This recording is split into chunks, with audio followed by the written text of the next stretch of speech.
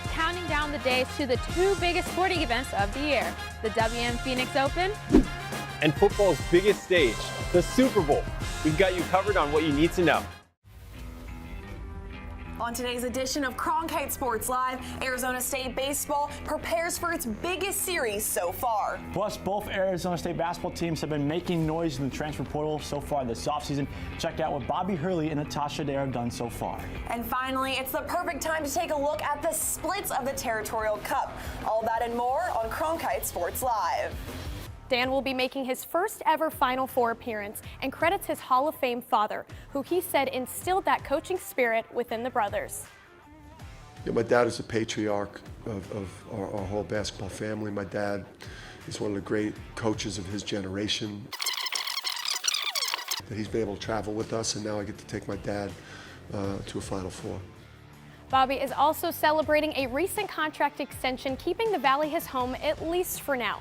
He also said he's confident he can bring the Sun Devils back to basketball prominence. The guys that stayed with me was Kamani Lawrence and Jalen Graham, and then it was a blank canvas. And you know, in 2 years, you know, we're back in the NCAA tournaments. They continue to screw with our game and destroy what has been a great game for a long time because they want to speed the game up. It's a joke. Alrighty, so we know how Willie feels about it, but Blake, I think we got something set up back here. Maybe want to give it a try at the old pitch clock? Hey, I'll give it my best shot. All right, let's head over and do it. So here's how it's going to work. We're going to put 20 seconds on the clock. When that thing runs down to 0, wherever you're at in your question, you're just going to have to stop, and that's going to be a strike. So we'll start off with the first question right here. What kind of impression has Utah made so far early in this season? Well, similar to ASU, they're kind of sitting around 500, just under it at 7-9, and it's been all dependent on the pitching staff. And if they come out like they can do and throw 10-plus strikeouts in a game, then they're going to be doing pretty well off being 1-2 run close game situations where they can maybe pull out a win. But if they do what they do and get outside of their own abilities, then they're going to be in some trouble. All right, Blake, I'm going to have to stop you right there. That's strike number 1 right there. But also, who are some X factors from this Utah team that we're going to have to keep an eye on throughout this weekend series there in Salt Lake? Yeah, certainly the best pitcher in the pitching staff so far for Utah has been Micah Ashman. Yeah, the season has been over for a few weeks now, but it feels like every day we're hearing about a Sun Devil basketball draft declaration or a transfer portal entry. Bottom line, though, Kevin, next year's starting five is probably going to look a lot different. You're totally right. So let's take a look here. Frankie Collins, Desmond Cambridge Jr., and Warren Washington have all declared for the draft. Collins and Washington do have the option to return to Tempe, but cannot enter the transfer portal due to eligibility rules. Right, and Devin Cambridge entered his name into the portal yesterday. He joins Enoch Boache, Austin Nunez, DJ Horn in the transfer portal. And Devin Cambridge, Kevin, I was kind of surprised about all that. He said he was going to stay in Tempe, and then 2 weeks later, he announces he's going to be in the transfer portal. Kind of interesting stuff happening there. Indeed, as we now head over to the site where this matchup will take place, where our Blake Neiman is standing by ahead of tonight's matchup. And Blake, Aiden and I just talked about a couple of guys to look out for SDSU, but it's not going to be easy for them as the much-anticipated debut for Ross Dunn for Arizona State on the mound tonight. What do you expect from him? Yeah, Kevin certainly got a good matchup in store here for opening night and a breezy day at Phoenix Muni. We're going to see two veteran arms get the ball, as you just mentioned. Florida State transfer Ross Dunn will be getting it for ASU, and then for San Diego State on the other side, we will be seeing TJ Fontaine. Along with adjusting to the environment in the Mile High City, and like Coach Hurley said yesterday, we sleep in May. An extremely impressive game to say the least, Ben, but it's time to shift our focus to the next round. And to do that, let's bring in our own Matt Venezia, who's in Denver this weekend for the tournament. Matt, what can you tell us about ASU's opponent tonight, as the Sun Devils seem to be getting ready just right behind you?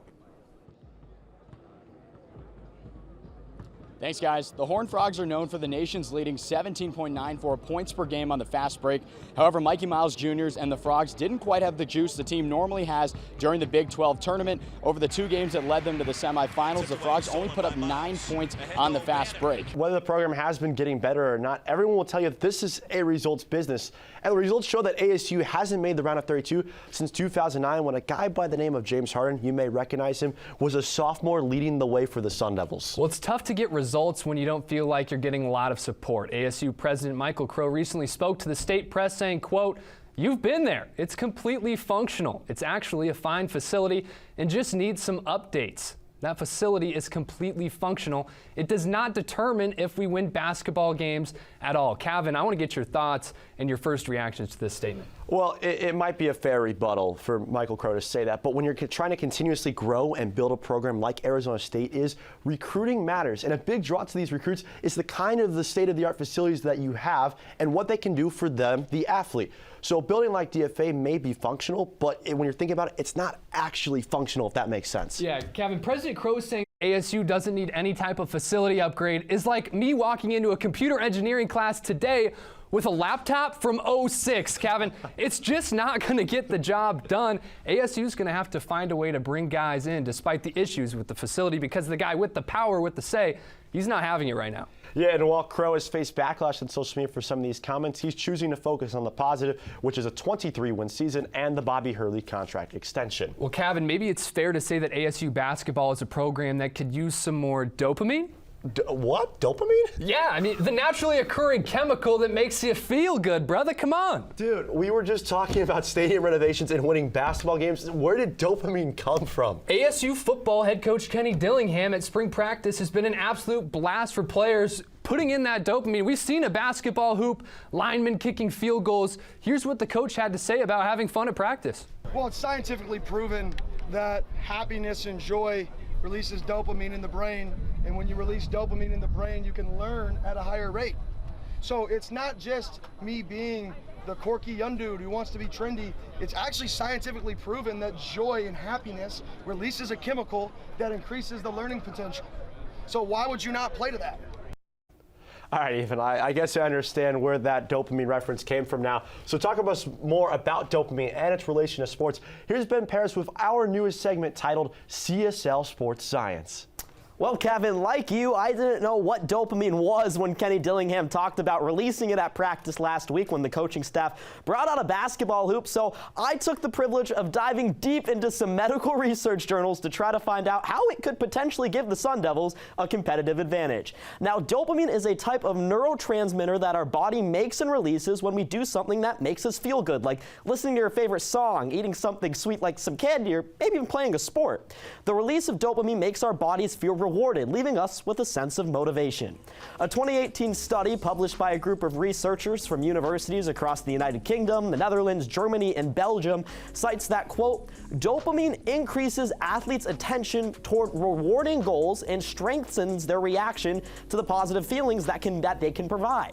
So to put all this together, I made one simple equation. Dopamine plus motivation plus a little bit of Kenny D equals results.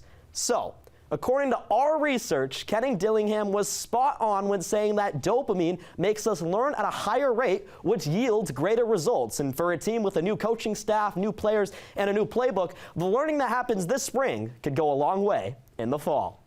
The next time you go to an ASU baseball game, make sure to take some time to appreciate the little things that go a long way to make Phoenix Muni what it is today. For Cronkite Sports, I'm Blake Neiman. All right, thank you so much, Blake. It really is incredible what John Larson and company can do to make Phoenix Muni such a special place. Absolutely, Sammy. Now let's bring on someone who we know appreciates the ground coup at ASU just as much as we do. That's the head coach of Arizona State football, Kenny Dillingham. Coach, thank you so much for taking the time to join us today.